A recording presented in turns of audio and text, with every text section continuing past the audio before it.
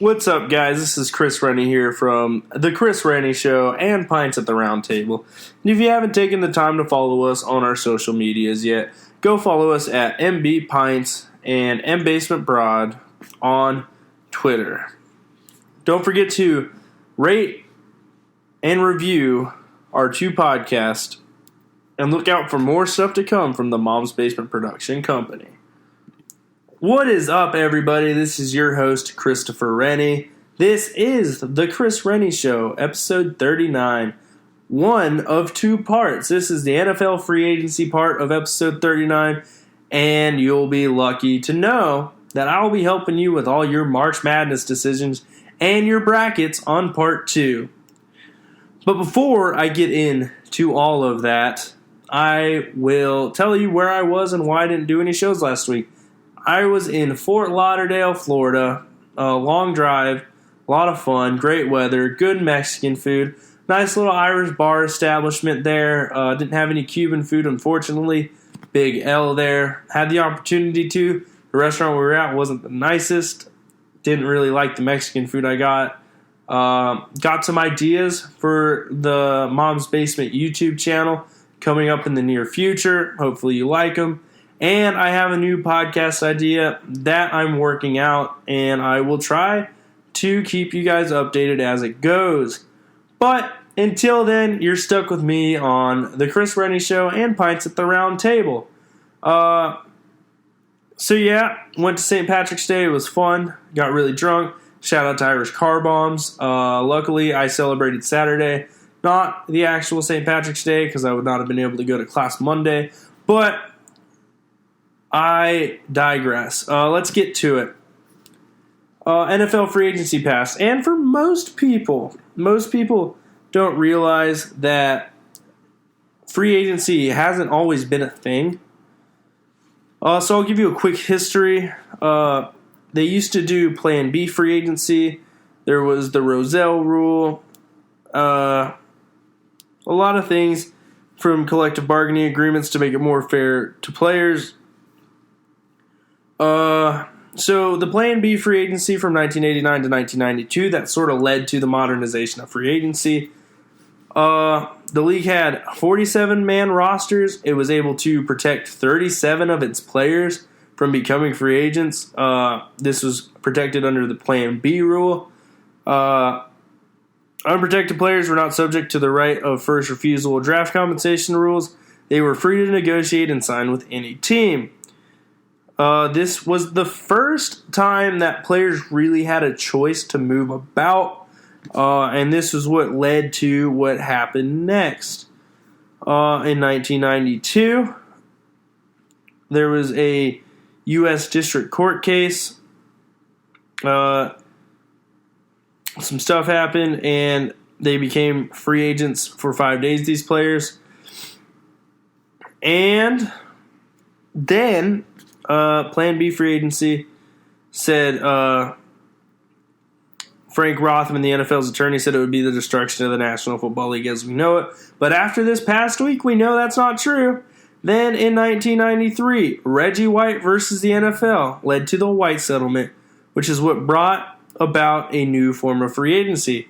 Any veteran who had been in the league for 5 years was able to exit their contract and test the waters of free agency. If a team deemed a player valuable enough, they would be able to franchise tag them, name them their franchise player. This began, and then they added the term transition player, which is a little more complicated, but doesn't really matter. It's just a term. Players with 3 or 4 seasons now, depending on the draft and rookie contract, are able to become free agents. They got lowered to 4. But now, with the salary cap, 1994, the salary cap was put in. The salary cap was introduced to the NFL because player salaries in 1993 reached the agreed-upon 67% of team revenues, set at $34.6 million for its initial season. The cap served as an equalizer to free agency, and to prove Frank Rothman wrong, it was not the destruction of the NFL, and the NFL is at its best it's ever been now. So yeah, moving on. We'll get it going. We'll get it going today quick. The biggest moves. So I'm going to start and get this out of the way first, and then all my Browns fan friends can turn the show off. The biggest moves starts with John Dorsey, the GM of the Cleveland Browns, and what he was able to pull off over the last week and a half. I'm going to start with the big one. Not a free agent move, but a lot of these moves come because of the start of the league year and seeing where other players go and the value of other players. It makes it so these teams can move. Dave Gettleman said, we didn't sign OBJ to move him. Well, guess what? They did. For a first-round pick, a third-round pick, and Jabril Peppers. OBJ is a top 5 receiver in the league. I think the fact's inarguable. Does he translate to wins? No. But the players on the team that do are already in set, so it's icing on the cake.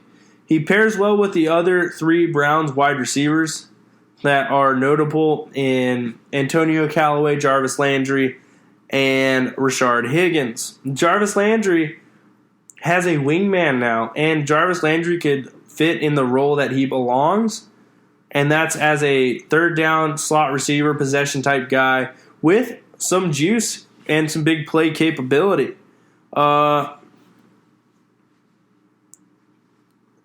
Antonio Callaway has no pressure on him to perform, so now he can just be utilized as the deep threat he is and keep developing as a solid young wide receiver. You keep moving forward. Rashard Higgins really developed into a good all-around, well-rounded receiver. He's a big target, lengthy target, and if he continues to keep getting better, Baker Mayfield has some real weapons to work with. I don't know any second-year quarterback who has any weapons like this. This is like the rich dad buying the rich kid a Ferrari and letting him drive it. Baker's got some decisions to make. It's all about hopefully driving fast, but not too fast, and taking this thing to the top. So OBJ is obviously a great move. I think anyone would say that, especially for what the Browns gave up for him. A first-round pick, those don't always hit. A third-round pick, those hit more rarely than first-round picks, obviously. And now you have a true number 1 wide receiver. The first time there's been a true number 1 wide receiver in Cleveland since before I was alive. That's just the way to put it. I don't even remember. Braylon Edwards was like the last number 1 receiver the Browns had, and that wasn't that great, to be honest. He was all right.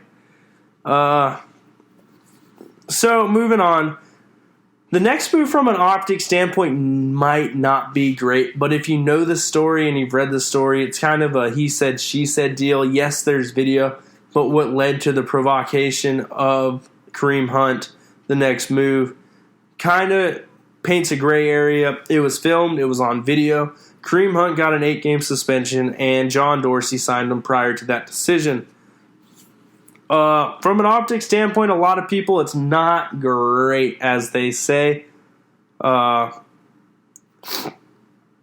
Whether he said racial slurs and harassed Kareem Hunt is up for debate, but on video he did throw a woman down and kick her, so that's not good.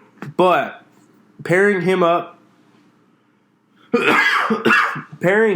with Odell Beckham Jr., Jarvis Landry, Baker Mayfield, Antonio Callaway, Nick Chubb, Duke Johnson, and a really solid offensive line. This is one of the deepest offensive rosters I've ever seen. And I know there's a quarterback going into year 2, but Baker showed last year that he's pretty mature beyond his years as a starter and in the pocket and when it comes to going through progressions and making reads. So you get Kareem Hunt, who is an every down back. You saw how talented he was in Kansas City before the incident. He could catch. He's electric. He can make a lot of people miss. Nick Chubb's more traditional every down back with a lot of juice and electricity in his legs. And that's just the offensive side for the Browns. Sheldon Richardson got signed from the Vikings. He is the inside depth at tackle that was needed and a player that paired really well with Larry Ogunjobi. It's an awesome move. It's an underrated move. Sheldon Richardson's a very talented football player, and he'll be perfect in the 3 technique to pair with Larry Ogunjobi. They needed a run stopper. They needed a gap plugger, and that is Sheldon Richardson. And, Myles Garrett's a great edge rusher, and Jernard Avery's been awesome, and Jamie Collins was great, but Jamie Collins was a little expensive. It was time to cut ties with him. And what did John Dorsey do? He went and made a trade for Olivier Vernon, a very solid defensive end and pass rusher. He's decent against the run. He's just an all-around good defensive end. And pairing him with Myles Garrett will make for one of the most formidable pass rushes in the NFL. So, looking at the Browns, it's hard to not get excited and say Super Bowl or bust, but there are some reasons, and I'll be talking about them later when I do my post-free agency power rankings. But for now, Super Bowl or bust, am I right? Come on. So that moves me to the West Coast, the Raiders, and their move. Mike Mayock, the rookie GM, the former draft analyst, the very good talent evaluator. But what is his background to become a general manager? That's a question. The Raiders made a bold decision signing a former draft analyst from a TV network. Yes, he recruits. Yes, he does all that stuff. Yes, he watches the film. And yes, he knows how to evaluate talent. But free agency and trades are a different deal. And his first trade being Antonio Brown and not getting fleeced, it's good on Mike Mayock. That just shows he's not playing around, and that just shows that might have been a smart move. Then came the contract, and Antonio Brown's 31, and it's 4 years, and he got like $40-something million guaranteed, tons of money, and I like it, but the difference between the OBJ move and the Antonio Brown move is the OBJ move made the Browns a win-now contender. The AB move's a little complicated because the team's not ready to win yet, and he's a big ego in the locker room, as you saw with his whole, I'm Mr. Big Chest, you call me that now. Well, Mr. Big Chest, if Derek Carr is not as good as he was a couple years ago when everyone said he was the next big thing in the league, if that's not true, then you're going to be in trouble, sir. An underrated move here is Tyrell Williams, a guy I really wanted the Browns to go after prior to the OBJ trade. I really like Tyrell Williams. I saw him tear up the Browns for like 153 yards on 3 catches for 2 touchdowns. It was crazy. I had him in my DraftKings that day. It was awesome. So that was a good move. I don't think they did enough to really solidify the rest of their roster. A move that sort of confused me and was a little mind-boggling to me was Trent Brown. He got big money, but we saw what happened in New York. The line wasn't great. Nate Solder left New England, got a lot of money. Similar to Trent Brown, that's what I see happening. I don't want to worry Raider fans, but when players leave New England, they don't usually get better. Because New England's known for getting the best possible effort and outcome of each player. So I like the Raiders' moves. I don't think they made great moves. I don't think they made bad moves. They needed a receiver for Derek Carr. They got one. Hopefully AB shows up motivated and is a true number 1 target still. He is 31. So that's a worry. So this moves me into the next move, the Jets. I think the Jets had a low-key pretty good free agency. I'm just going to start quickly. They added some defensive linemen to add depth. They added some people to the secondary. They added a slot corner. That's awesome. That's a move they needed. They added C.J. Mosley on the defense. And if you don't know C.J. Mosley, he's an all-pro linebacker. Really talented guy. Not exactly sure why the Ravens let him walk. They also let Eric Weddle walk. I'll be talking about him soon. But in another way, the Browns got better because the Ravens got worse. I like the Jets' moves, but the moves I like the most, I'll be talking about the big one. Give me a second. The move I actually really liked the most was adding Jamison Crowder and Josh Bellamy, two very reliable targets. Not anything special. You're still going to need to find a better target through the draft. But it's a good start. You know, Jamison Crowder was really good in Washington as Alex Smith's favorite target, as Kirk Cousins, one of his favorite targets. Josh Bellamy's a quick guy, can really take the top off, really decent receiver, can be good for Sam Darnold. And the big one, they signed Le'Veon Bell. Le'Veon Bell is 28 years old, coming off a year off without getting his body beat up. If Le'Veon Bell did this for the most money, well, that didn't work out. He lost about $28 million in money last year, and it's going to take him 2 years to make that in his New York Jets contract. Yes, he has like $46 million guaranteed, but in reality, at the end of the day, he probably could have made more money by playing last year and then testing free agency this year. Did he prove the Steelers wrong? Yeah. Was it worth it? We'll see. But why do I like this move as much as I do?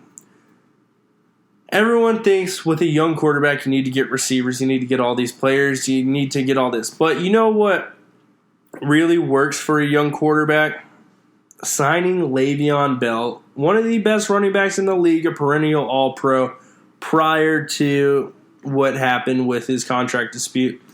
All in all, I think it was a really good move. I think you get a true wingman to Sam Darnold, and nothing's going to kickstart his development like having a very safe check down guy, a guy who can catch out of the backfield, to lean on, a guy who can get 3-4 yards a carry, to lean on in that run game. Having that running back by committee last year was a little rough on him. You could tell that Sam Darnold has a ton of talent, and it's time that he keeps developing, and I think Le'Veon Bell's the best step for that. I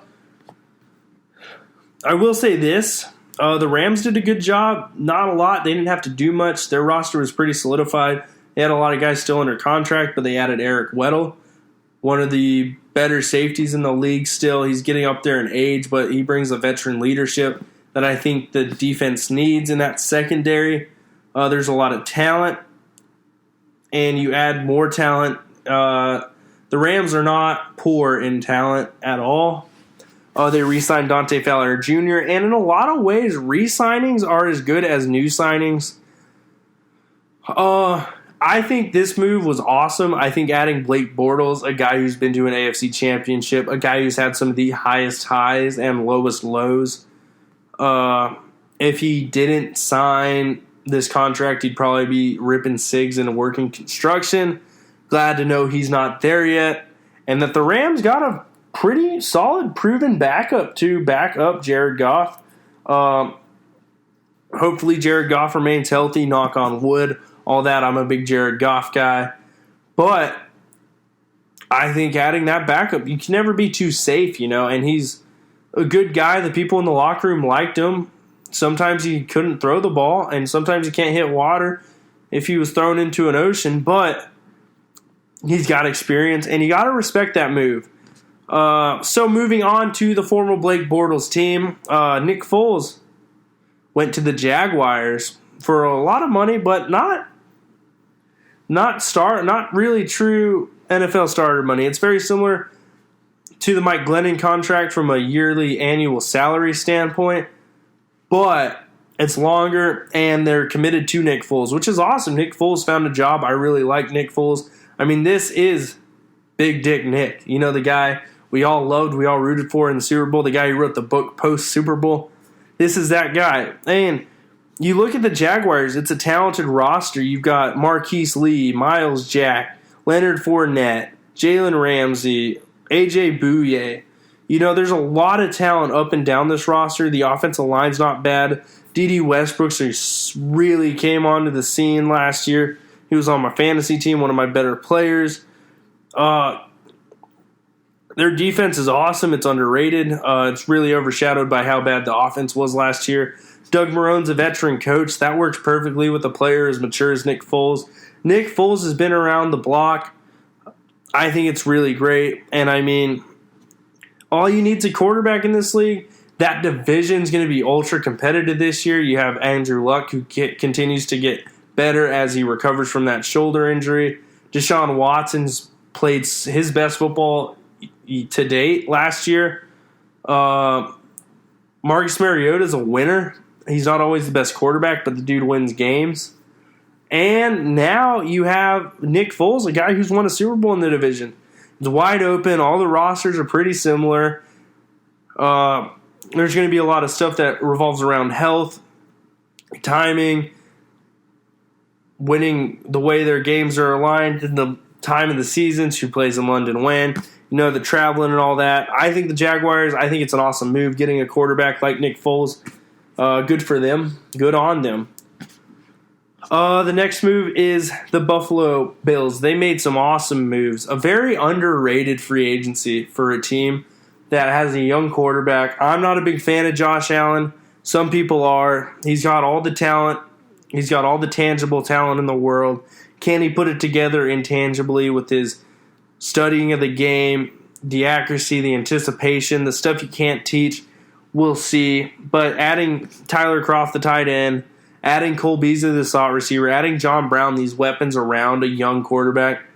I know I talked about the Jets adding Le'Veon Bell. The Bills already sort of have theirs in LaShawn McCoy, a consistent running game, and Chris Ivory, a very good third down power yardage back that really complements LaShawn McCoy well. Cole Beasley's one of the best slot receivers in the league. You have the money to pay him. John Brown, inconsistent but a big target, a fast guy, can really jump. And then they pair well with Zay Jones, a guy similar to John Brown, a little bit more talented, a little bit more athletic, and Robert Foster. So offensively, they really have some good depth now.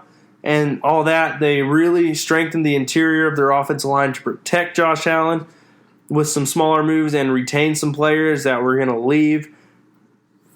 And they added Frank Gore, and a lot of people are questioning this move, but for 1 year, $2 million, you probably have the best backup running back in the league. LaShawn McCoy has an injury history, and Chris Ivory is known for his inconsistencies.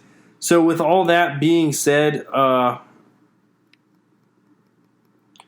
it's kind of good to see that the Bills are making some moves.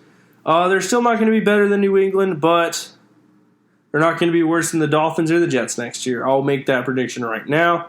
So that's fun. And, free agency, what's his name? Rothman said it was going to ruin the NFL, but the NFL absolutely dominated the news last week. It was Zion Williamson, and it was the NFL. The NBA meant nothing to people last week. And that's because the NFL free agency was one of the best things to ever happen to the league. But with all the great moves and all the best moves, we got to look at the worst moves. The Steelers, they traded Antonio Brown, 3rd and 5th. They let Le'Veon Bell walk. It was time to flip a page, but I start hearing all these things about Ben Roethlisberger in the news, fumbling a football on purpose. Maybe Antonio Brown and Le'Veon Bell weren't the problem. Maybe Ben Roethlisberger's the problem. All those veteran leaders leave. The Troy Polamalu's retire. The Hines Wards retire. The Santonio Holmes leave. That Pittsburgh locker room, the Jerome Bettises are gone. The James Harrisons, they retire. Ben's the leader. He's not a leader. It's been shown throughout. Juju Smith's a great receiver, but I don't know how good he's going to be without Antonio Brown. Mike Tomlin has lost control of that locker room for 5 years now. The culture's gone in Pittsburgh. They don't have that same, we're Pittsburgh, we're the Iron City, we work hard, we win because of that sort of mentality. They're flashy now. They're not Pittsburgh anymore. And I think once you're going through an identity crisis like that, it's like a midlife crisis when the middle-aged man who's been working the same job for 25 years buys the sports car, gets a tattoo. It's a midlife crisis. It really is. The Steelers are going through a mid-franchise crisis. I'm worried about them. They gave up a third. They got a third and fifth for Antonio Brown. That's not a lot. You're definitely not going to get a player of Antonio Brown's quality with third and fifth. Sorry. That defense didn't get better. The offense didn't get any better. I would honestly say the offense got worse. And Ben Roethlisberger continues to get older. And the locker room tension keeps coming out. And people aren't going to want to go play there. That's just a fact. The next one, the next bold move, the boldest of them, was OBJ for nothing. We did not sign him to trade him. David Gettleman. Let's look at it. I've got the quotes up here. Let me read you through these bad boys. I'm not a homeowner. So Dave Gettleman said to Giants fans, and this showed me a lot more about the Giants' future than any of the moves did. Dave Gettleman snapped at reporters to say, he said, very honestly, it's not my responsibility to tell you guys what I'm doing. I'm Dave Gettleman. Trust me, we got a plan. We got a plan. And over time, you've got to be patient. Everybody wants answers now. We live in an instant gratification society. Instant gratification works. And everybody wants answers now. Over time, you'll see it. Just got to trust it. I saw some pundits today. I saw Max Kellerman talking about it. I saw Stephen A. Smith talking about it. And they were saying, what does this guy have to say? He hasn't done anything to earn the trust. And I'm in total agreement. And I don't watch First Take anymore because I don't think either of those two guys are very great at their jobs anymore. But they were right on the money with this one. And I really don't know where Dave Gettleman earns the trust. He let Landon Collins walk, the best safety in the league, arguably. He gave up Olivier Vernon on the low. And he pretty much traded OBJ for nothing. A first, a third, and Jabril Peppers. I guess Jabril Peppers adds some value to that trade, but you look at the Madden trade calculator, and it didn't even make that trade. That's the thing. He gave up on the talent like he said he wouldn't. He has not done anything to earn the trust of Giants fans. Giants fans have every right to be skeptical. And with the moves he's made, I'd be surprised if they took Dwayne Haskins 6, which is the move they have to make. He said Eli Manning can still play. Let's read that quote. The narrative that Eli's overpaid and can't play is crock. Number one, don't know what crock means, but it isn't crock. Eli Manning is old, he has a noodle arm, and he just can't do it anymore. You got to get the quarterback. Golden Tate was a good move. I liked it. Sterling Shepard's still a really good number 2 target. But once you look at the history of the moves the Giants have made, the Giants are absolutely lost. Plain and simple. The Jets, the least well-run franchise in the New York area. The Jets and the Knicks are the 2 worst-run franchises in sports from a major market. And they're doing better than the Giants right now. So there's that. Moving on. So the next bad move, and this is really concerning. The Bengals and the Falcons overspent on players that played for them, and they didn't have to. They paid them early in free agency. Didn't really wait to see out how the market was going to play. The Falcons paid their 2 guards and paid them way too much. The Bengals brought back some veterans, and there was a couple guys they got for bargains, but they didn't really do anything to make you feel confident that they were going to keep pace with the Browns, Steelers, or Ravens next year. I'm a little worried for my friends who are Bengals fans. I'm sorry to say it. The Falcons keep falling off, and in a division where you have a quarterback like Cam Newton, you have Drew Brees, and you have who else in the NFC South? The Bruce Arians-led Tampa Bay Buccaneers. It's going to be tough for the Falcons. I know Matt Ryan's one of the highest paid quarterbacks in the league. I really don't see the Falcons being a playoff team next year. I think the Lions made a bold move, signing Jesse James for $28 million over, I think it was 3 years. Jesse James isn't great. He had 450 yards last year. That's solid. It's not being one of the top paid tight ends in the league solid. Matthew Stafford does need some targets. I wasn't a fan of this move at all. Matt Patricia and the GM for the Lions brought in some former Patriots. But if you listen to what I said about Trent Brown and Nate Solder, once they leave New England and the mad scientist that is Bill Belichick, they usually do not get better. So as a Lions fan, I'm worried. You didn't do anything to really improve Matt Stafford. You should have probably brought back Golden Tate for him. Nothing they did really excites me in the future for the Lions, and I think the Lions are once again proving to be one of the worst run franchise in the NFL.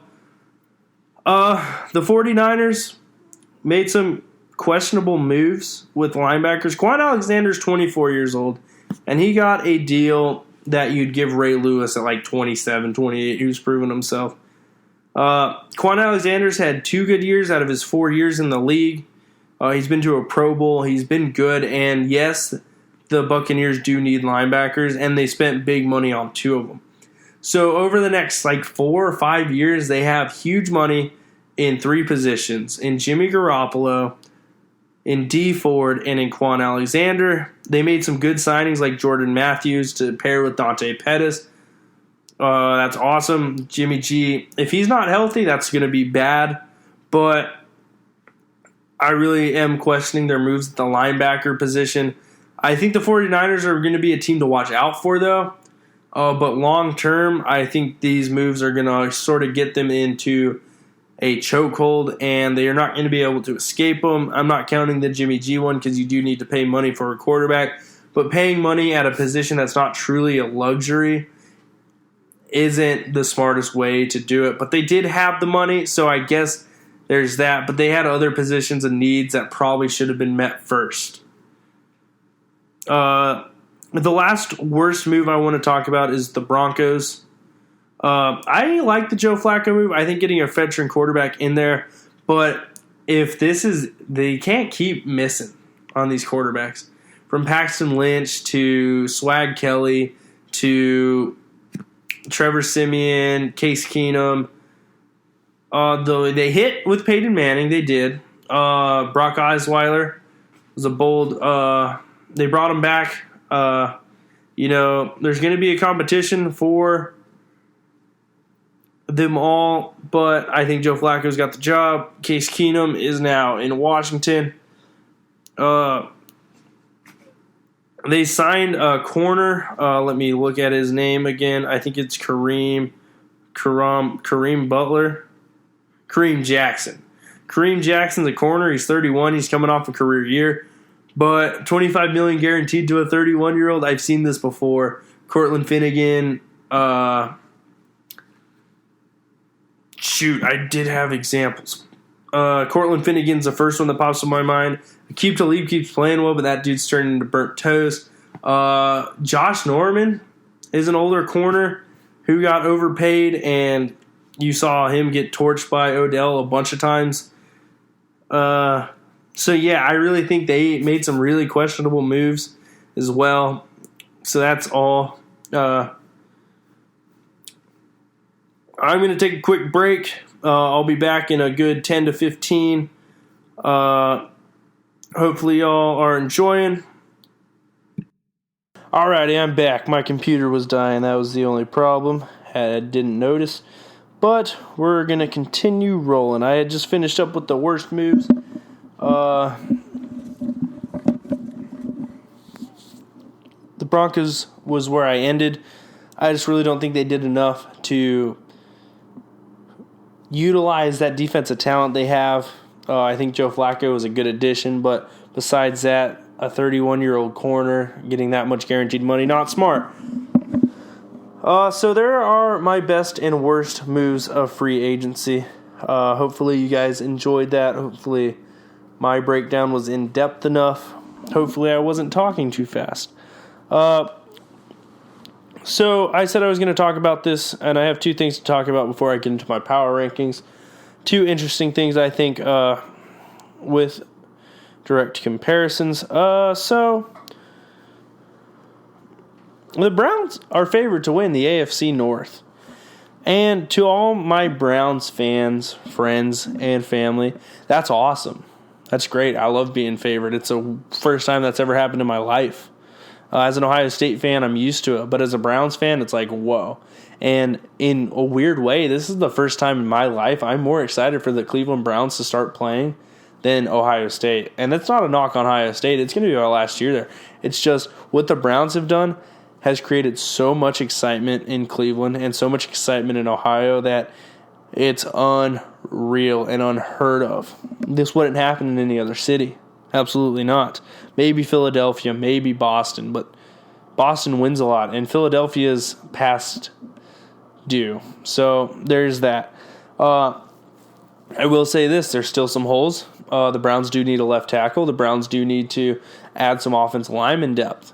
They have no issues at wide receiver, but there's some other stuff that needs to be worked on. The secondary is not the best. You have Denzel Ward, Demarius Randall, awesome. But what about the other two positions? You traded Peppers away, who is becoming a really good player. You don't have a safety. You don't have another star corner. So what are the Browns going to do? Another thing I'm worried about is the first-year head coach. I love Freddie Kitchens, and I was really excited when they hired him, but I was really excited when they hired him with no pressure. Now there's immense amounts of pressure. There's a lot of egos in that locker room, and I'm hoping the relationship between Jarvis and Odell keeps Odell in check. But one of the people I saw talking about this was, what happens when the Browns win and Odell only has 3 catches? That's a weird thing to think about. Oh, who knows? We don't know. It's unpredictable. Can Freddie Kitchens manage that in the locker room? We'll see. I know there's a lot of stuff, and I will say there's one more thing, and this is the biggest of them all. The Browns still need to prove themselves. Yeah, they went 7-9 last year, or 7-8-1, or it's been a while. But regardless, 7-8-1, I was right. But regardless, there's still so much they have to do to prove themselves. They have to win games that are close. They obviously need a kicker. They need to show up. They can't be complacent. This isn't a league where you can just come in because you have a lot of talent and win. This is a league where it doesn't matter how talented you are. If you don't come to work Monday through Friday and get ready for that game Sunday, there needs to be an attitude. There needs to be that work ethic that Cleveland instills into itself and its players. That's what it needs to be. It needs to hold that identity that this is a blue-collar town. This isn't New York City. This isn't Los Angeles. This is a blue-collar town. This is a working-class town. I know this team's flashy, but it can't be flashy and win in the AFC North. The Steelers got flashy. They didn't win the AFC North. You know how the Ravens won the AFC North? By playing hard-nosed, ground-and-pound football. It still works in that division. Now the Browns have Nick Chubb. They have OBJ. They have Jarvis Landry. They have all these weapons. But they still have to go out and do it. And that's what I'm worried about. They need to prove themselves. I'm excited. Browns fans, you have the right to be excited. As a Browns fan, a lifer, I'm so excited. I said it. I'm more excited for this season for the Browns than Ohio State. The Browns have made me want to watch on Sunday. And that's something I didn't think was coming this fast. So that's awesome. So with free agency helping the Browns out and the moves they made helping the Browns out, I kind of wanted to do a quick direct comparison to MLB free agency. Well, you see the Harper deal, you see the Machado deal, you see that $300 million, that 10 years. So one problem I have with that is when you sign for 10 years, when you sign for 11 years, when you sign for 12 years, the market changes. And if you're not going to have an opt-out, it doesn't make any sense to sign for that long. Because guess what? If you're still playing well in 5 or 6 years, you're going to get the same contract. It's going to be your farewell contract. That's what happens in the NFL. That's what happens in the NBA. I think in both sports, seeing big names move, like Harper and Machado move to smaller markets than New York, per se, and Los Angeles was awesome for the sport. I think seeing Odell move from a big market to Cleveland was awesome for the NFL. I think seeing Jacksonville making moves to sign some big names like Nick Foles. I know he's not a perennial All-Pro, but he's a pretty big name. They made the move. You see these big names move around. That's awesome for both sorts. But a real big difference is the salary cap, and it makes the strategies and filling out the roster different. Because some teams have really good farm systems in baseball. There's no farm systems in the NFL. So practice squads come into play, and there's these differences. And I think that's interesting. But the one thing I will say about the NFL free agency is every single move is under a microscope. That's not the same way in the majors. You have your teams, and this is kind of reflective on the difference between the major leagues and the NFL. The MLB is a very localized sport. Like, I don't pay attention to the news of the Red Sox, the Dodgers, the Yankees. It doesn't matter to me, really, as a baseball fan. The only news I care about is the Cleveland Indians news. In the NFL, I cared about all the news. I needed to see where everyone was going because the league's so hyper-competitive year in and year out that you really do need to pay attention to all the little details. And you need to see the values because you need to see what types of moves your team can make and what types of moves other teams make, and that's who you're competing against. In baseball, there's so much more that goes into it. You have your farm systems, you have the single A, double A, you have all those prospects coming. You have these guys who are locked in for so long that it doesn't really matter unless there's a Bryce Harper, a Manny Machado, a Mike Trout, an Alex Rodriguez, a Derek Jeter, a big name like that on the free agent market. I think the NFL has become more friendly to older players, which is a mistake the major leagues, the MLB, made for years with signing 28, 29, 30-year-old players to these 8-9-year deals. I know a lot of people, and I can tell you from 18 to 22, I've aged a lot. I can't even imagine how much I'm going to age from 22 to 30, let alone 30 to 38. And once you get to 40, that's when you really sort of hit the wall. No offense to my older listeners, but athletically, it's just not the same. And you can really see it in sports. You can see it with Josh Hamilton, Albert Pujols. Alex Rodriguez is on that list too. I mean, it just happens so consistently. You don't see that as much as in the NFL. I think as players get older, they get more guaranteed money, but shorter contracts. And I think that's smart. So, I mean, it's just an interesting thing to look at, the comparisons in the leagues. And don't even get me started on the NBA because they don't even know what they're doing yet.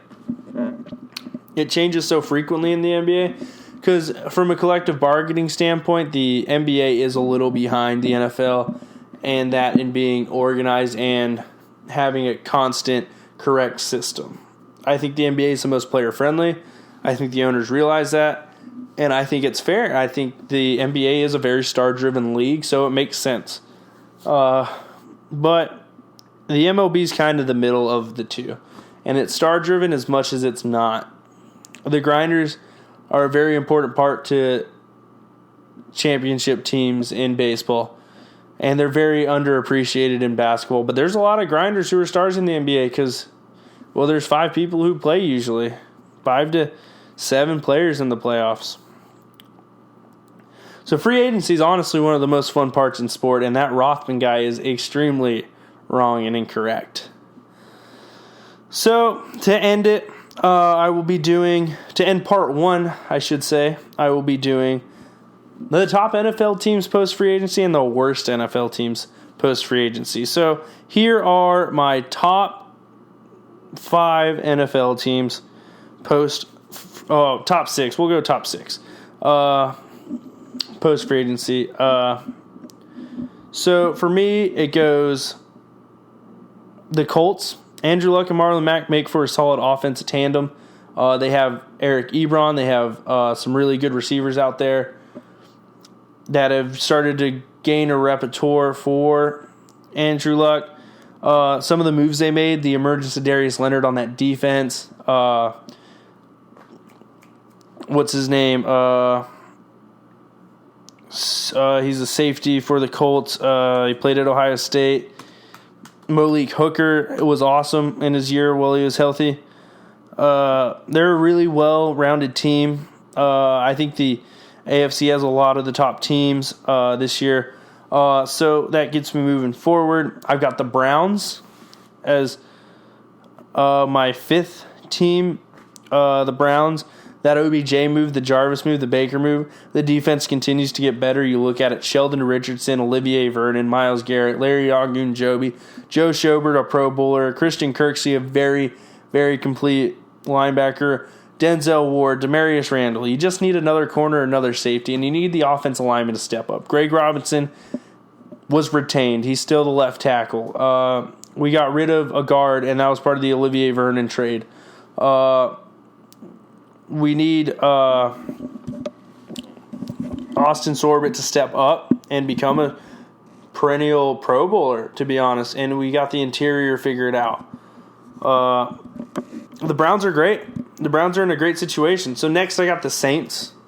Drew Brees, an all-time pro, an all-timer.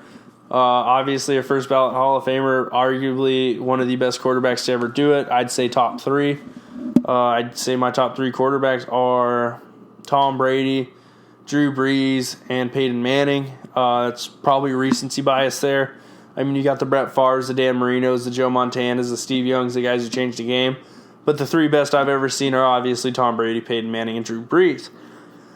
They have the weapons, Kamara, Ingram, Michael Thomas. It doesn't matter who you plug in at receiver as long as you got Michael Thomas out there. The dude's always open. I had a game where 6 people scored touchdowns. It was awesome. The Saints are very complete. Their defense continues to play really good, and it's anchored by a bunch of Buckeyes in the secondary and Cameron Jordan at defense end.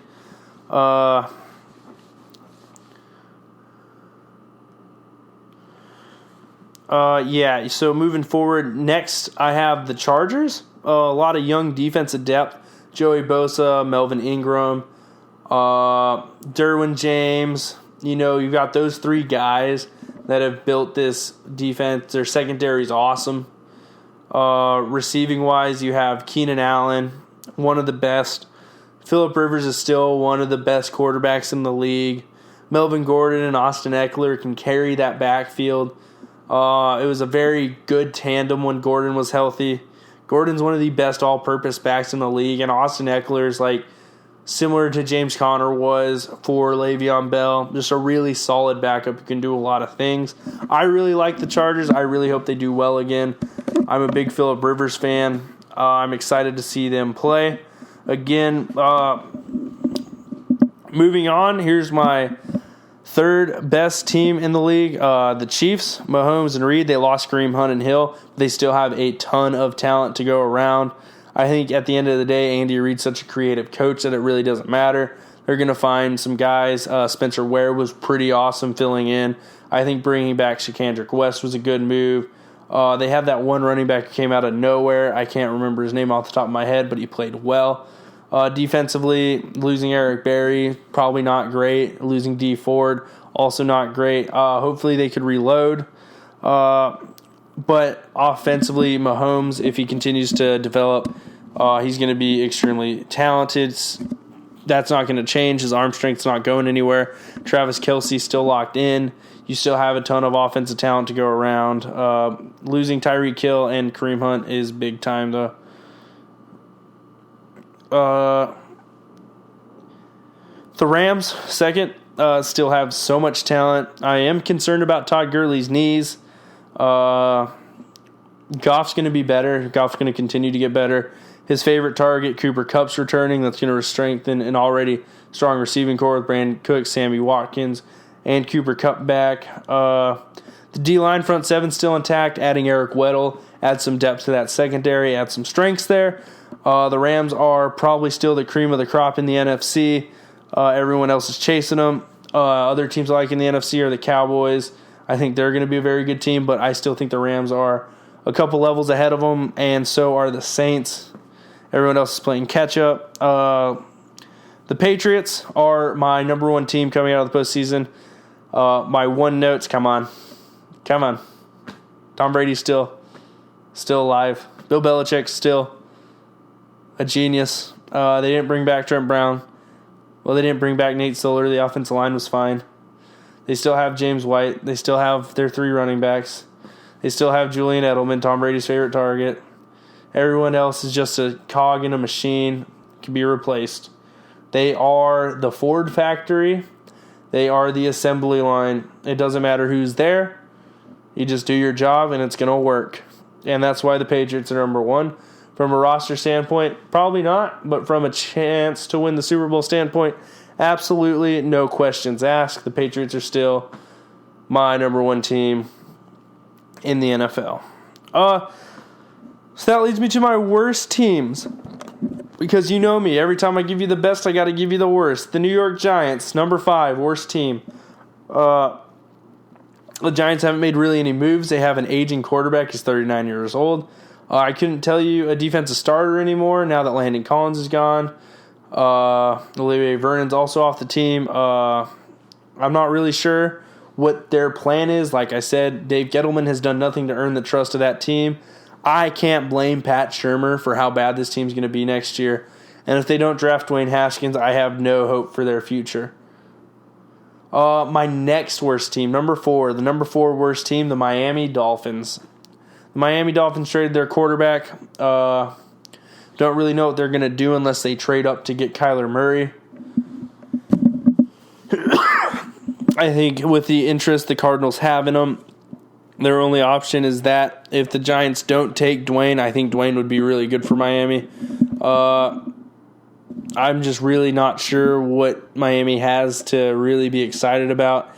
Kenyon Drake's all right. I like Ryan Tannehill a lot. I think they still have Matt Moore. There's just really nothing exciting about the Dolphins at all. The next one's the Washington Redskins. They lose one of their better receivers. Alex Smith broke his leg. They don't really have much going for them, and if Case Keenum and Colt McCoy have to play all 16 games, well, they're not going to win much, and that's no offense to either of them, but with that roster, I don't think Tom Brady could win with them. I don't think Patrick Mahomes could win with that roster. I don't think any quarterback really in the league has any hope with that roster. I think their defense is solid. I like the signing of Landon Collins, but Josh Norman's a year older. Their secondary isn't going to get better. I see them going maybe 6-10, being above average. But yeah, I'm not really excited for the Redskins, and I think they're going to be so bad it's finally time to change that name. The second to last worst team is the Cincinnati Bengals, and Andy Dalton is still the quarterback. They still have A.J. Green. Tyler Boyd's awesome. I really like all that. They're all good. Their offensive line is a little overpriced for what they actually are.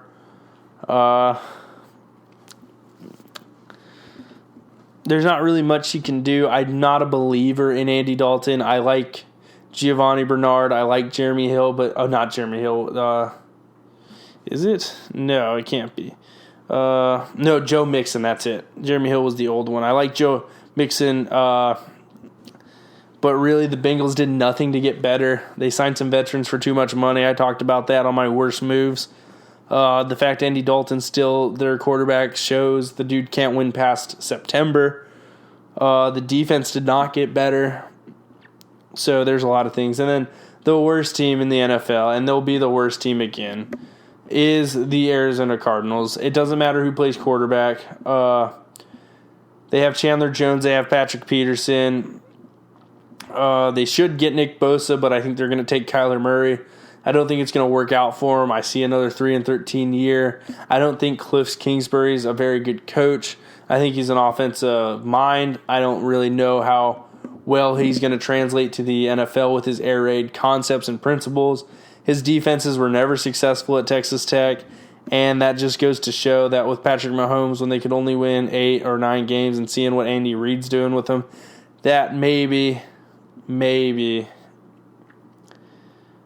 he wasn't that great at a coach, and he just had an ultra-talented player. I don't think the Cardinals are going to be good. I really think that's a worst team in the league next year. I don't think they're going to prove me wrong. They're in an extremely tough division with the Rams and the Seahawks. So, yeah, the Cardinals, it's not looking good. The 49ers should be better. I think the Cardinals are the worst team in that division. I think they go maybe 1-5 in that division. And their schedule's not the easiest of schedules. And if they're going in with Josh Rosen. They need to either solidify that offensive line, and if they don't solidify that offensive line, they should draft Kyler Murray, trade Josh Rosen for picks, and hopefully stock up the next couple of years down the road. Anyways, those are my worst NFL teams. So I did a lot of best and worst today. I went through some free agency moves I liked. I went through some free agency moves I didn't like. Anyways, it's the last end minute shout-outs. I'll tell you what's next. The NFL draft's coming end of next month. Pro days are happening. You're going to start hearing about those. That's all good. The NBA playoffs are coming. And sign up for the Mom's Basement Sports Brackets. Join it. I'll be talking about that on my next show to get it started. The part 2, this is part 1. Don't forget to follow me at Chris_Renne on Twitter, at ChrisRenne5 on Instagram, and don't forget to follow MBasementProd on both Instagram and Twitter. Like us on Facebook at Mom's Basement Productions. And don't forget to subscribe and rate and review my show. And don't forget to follow Pints on Instagram and Twitter at MBPints on Twitter and Pints at the Round Table 1 on Instagram. Anyways, thank you all for listening. Hopefully you liked part 1. And hopefully if you didn't like part 1, you'll enjoy part 2. This is your host, Chris Renne, and I am out.